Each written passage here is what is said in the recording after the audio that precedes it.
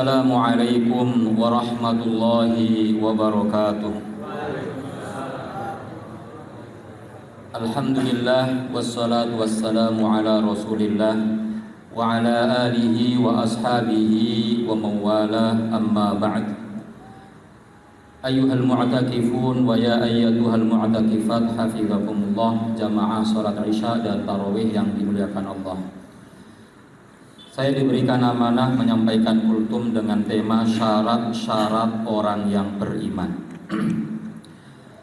Para ulama bersepakat bahwa iman itu adalah qaulun wa amalun wa i'tiqadun. Inilah 3 syarat iman seseorang dianggap benar.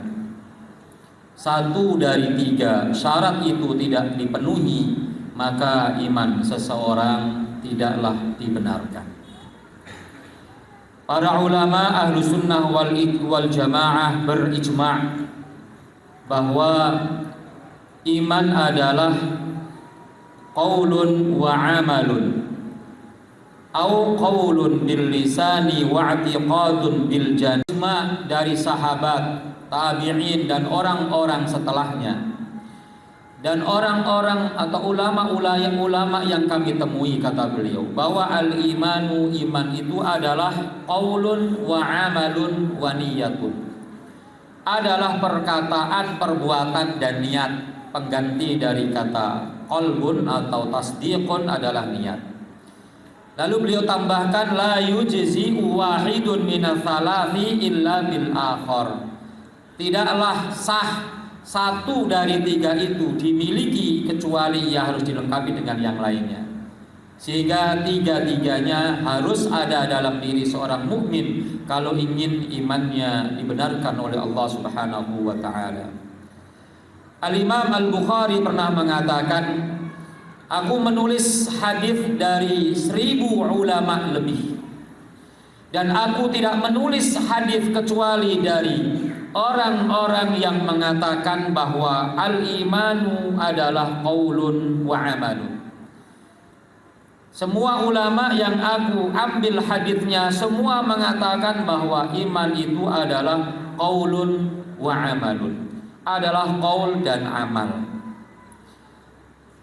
Berdasarkan perkataan Imam Bukhari ini, kemudian para ulama mengatakan bahwa yang dimaksud dengan qaulun itu ada 2. Ada qaulun bil lisani dan ada qaulun bil qalbi. Sedangkan wa amalun, sedangkan amal kata para ulama ada amalun bil qalbi, ada amalun bil jawarihi. Ada perbuatan hati, juga ada perbuatan anggota badan yang lain. Sehingga pada intinya kemudian sama, bahwa iman itu harus didasarkan pada keyakinan yang mantap di dalam hati, kemudian diucapkan dengan lisan, lalu dibuktikan dengan amal perbuatan. Sehingga para ulama ada yang mengatakan al-imanu ma waqara fis sadri wa saddaqathul a'mal, bahwa iman itu adalah suatu keyakinan yang menetap di dalam hati lalu dibuktikan dengan amal perbuatan. Kemudian apa dalil bahwa iman itu meliputi perkataan dengan lisan? Perkataan dengan lisan adalah firman Allah Subhanahu wa taala, di mana Allah mengatakan qulu amanna billahi wa ma unzila ilaina wa ma unzila ila Ibrahim ila akhiril ayat. Allah katakan, ucapkanlah, katakanlah bahwa kami beriman kepada Allah, beriman kepada apa yang diturunkan kepada kami, dan mengimani apa yang diturunkan kepada Nabi Ibrahim dan nabi-nabi yang lainnya. Ini menunjukkan bahwa iman itu harus diucapkan. Mengaku bahwa diri kita sebagai orang yang beriman, tidak sembunyi-sembunyi atau menyembunyikan identitasnya sehingga tidak diketahui apakah dia orang yang beriman ataukah tidak. Karena itu ketika orang mau masuk Islam, menyatakan dirinya sebagai orang yang beriman, maka secara lisan ia harus mengatakan asyhadu an la ilaha illallah wa anna muhammadar rasulullah. Dalam hadis Rasulullah sallallahu alaihi wasallam bersabda, umirtu an uqatilan nasa hatta yaqulu, dalam riwayat yang lainnya hatta yashhadu an la ilaha illallah, faman qala la ilaha illallah faqad asama minni nafsahu wa ma lahu illa bihaqqihi wa hisabuhu 'ala Allah. Bahwa aku diperintahkan oleh Allah Subhanahu wa taala untuk memerangi manusia hingga mereka mengucapkan la ilaha illallah. Maka barang siapa yang sudah mengucapkan la ilaha illallah dalam dirinya, maka dirinya itu dilindungi jiwanya dan juga dilindungi hartanya. Kemudian qaulun bil qalbi, hati juga berucap yang disebut dengan at-tasdiq wal yaqin, yaitu mengakui dan meyakini. Inilah yang menjadi persoalan orang-orang munafik, di mana mereka hanya mengucapkan secara lisan, mengamalkan secara perbuatan, tapi tidak ada keyakinan di dalam hatinya. Karena mereka hanya menampakkan keislamannya saja, tetapi kekufurannya tidak mereka tampakkan karena ada di dalam hati. Allah Subhanahu wa taala berfirman, ulaika kataba fi qulubihimul iman.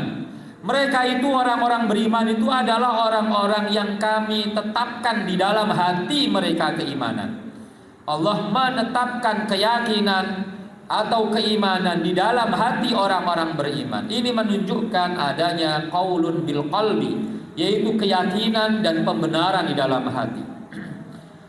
Demikian pula Allah Subhanahu wa taala berfirman dalam surah Al-Hujurat ayat 15, innamal mu'minun, sesungguhnya orang-orang yang beriman dengan iman yang benar adalah alladzina amanu billahi wa rasulihi tsumma lam yartabu, adalah orang yang beriman kepada Allah dan Rasulnya dan mereka tidak ragu-ragu.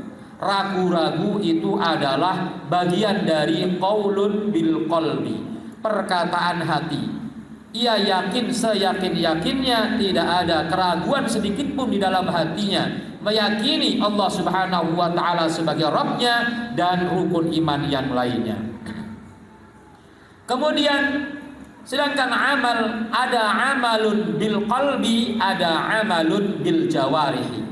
Amalan hati itu seperti apa? Amalan hati itu seperti rasa cinta, ikhlas, al-inqiyad, tunduk, patuh kepada Allah, merasa takut dan penuh harap kepada Allah. Semua itu adalah amalul qalbi, amalan-amalan hati. Sebagaimana yang Allah Subhanahu wa taala firmankan, innamal mu'minuna alladzina idza dzukirallahu wajilat qulubuhum. Orang-orang yang beriman adalah orang-orang yang ketika disebut asma Allah Subhanahu wa taala, maka hati-hati mereka wajilat, gemetar atau memiliki rasa takut. Dan al-wajal, gemetar itu adalah amalan hati. Demikian pula rasa malu kepada Allah Subhanahu wa taala, karena begitu banyak rezeki yang Allah berikan kepada kita, begitu banyak nikmat yang Allah berikan kepada kita, tetapi kita tidak pandai bersyukur. Rasa malu kita kepada Allah inilah yang juga menjadi bagian daripada keimanan dan masuk dalam kategori amalul qalbi. Kata Nabi, wal haya'u syu'batun minal iman. Rasa malu itu sebagian daripada iman. Juga dalam hadis tentang cinta, di mana orang yang beriman harus membuktikan cintanya kepada Allah, bahwa ia harus mencintai Allah lebih besar daripada cintanya kepada selain Allah Subhanahu wa taala. Nabi mengatakan, thalathun man kunna fihi wajada bihinna halawatal iman. Tiga hal apabila ada dalam diri seseorang, maka ia akan merasakan lezatnya keimanan. Salah satunya adalah ayyakunallahu wa rasuluhu ahabba ilaihi mimma siwahuma, yaitu Allah dan Rasulnya lebih ia cintai daripada selainnya. Dan yang terakhir adalah amalun bil jawarihi, yaitu perbuatan dengan anggota badan yang lainnya, seperti bersuci, sholat, zakat, puasa, haji, dan ibadah-ibadah yang kita lakukan dengan perbuatan sebagai bukti bahwa kita adalah orang beriman. Dan inilah yang paling penting dan selalu menjadi PR bagi kita, bahwasanya kita hanya bisa mengaku diri kita sebagai orang yang beriman, tapi masalah sholat kita seringkali ada masalah, masih malas-malasan. Ketika kita diperintahkan untuk berzakat, kita ogah mengeluarkan karena begitu besar cinta kita kepada harta, kerja keras kita, banting tulang berkeringat kita, kemudian kita enggan mengeluarkan zakat kita karena kita lupa di dalam harta kita ada hak lis-sa'ili wal mahrum, wa fi amwalihim haqqun lis-sa'ili wal mahrum. Oleh karenanya, ketika Allah Subhanahu wa taala memerintahkan kepada kita untuk ikhlas dalam beribadah, wa ma umiru illa liya'budullaha mukhlishina lahuddin, tidak berhenti di situ. Ada lanjutannya. Orang yang beriman itu adalah wa yuqimus shalah wa yutuz zakah wa dzalika dinul qayyimah. Ia harus menunaikan salatnya, harus membayarkan zakatnya, itulah ajaran agama yang lurus. Demikian pula ayat yang tadi saya bacakan, Al-Hujurat ayat 15. Innamal mu'minuna alladzina amanu billahi wa rasulihi thumma lam yartabu. Ada lanjutannya, wajahadu bi amwalihim wa anfusihim fi sabilillah ulaika humus shadiqun. Orang yang beriman, yang tidak ada keraguan di dalam hatinya adalah orang yang beriman kepada Allah dan Rasulnya, dan mereka berjuang di jalan Allah dengan harta dan jiwa mereka. Itulah orang-orang yang benar imannya, yang benar imannya. Dan tentu masih banyak lagi. Ketika kita buktikan dalam realita kehidupan kita, kita dituntut membuktikan bahwa kita adalah orang yang beriman. Misalnya, man kana yu'minu billahi wal yaumil akhir falyukrim dhaifahu. Orang beriman itu harus memuliakan tamu. Kadangkala kalau ada tamu kita enggan untuk menemuinya, padahal itu menjadi bukti kita beriman. Justru kalau nggak pernah ada tamu datang ke rumah kita, lalu kita tidak bisa membuktikan bagaimana kita memuliakan tamu, jangan-jangan ada masalah dengan keimanan kita, karena kita belum bisa membuktikan keimanan kita. Orang yang beriman adalah fal yukrim jarahu, adalah orang yang memuliakan tetangganya. Orang yang beriman adalah falyaqul khairan aw liyasmut, berkata baik atau diam. Orang yang beriman adalah orang yang menjaga hubungan dengan tetangganya. Orang yang beriman alladzi la ya'manu jaruhu bawa'iqahu. Orang yang beriman adalah orang yang senantiasa tetangga-tetangganya merasa aman dari tingkah lakunya. Inilah syarat-syarat dari keimanan. Satu saja kata Imam Syafi'i tidak terpenuhi, maka keimanan kita tidak dibenarkan alias tidak sah. Aku qouli hadza astaghfirullah li wa lakum. Wassalamu alaikum warahmatullahi wabarakatuh.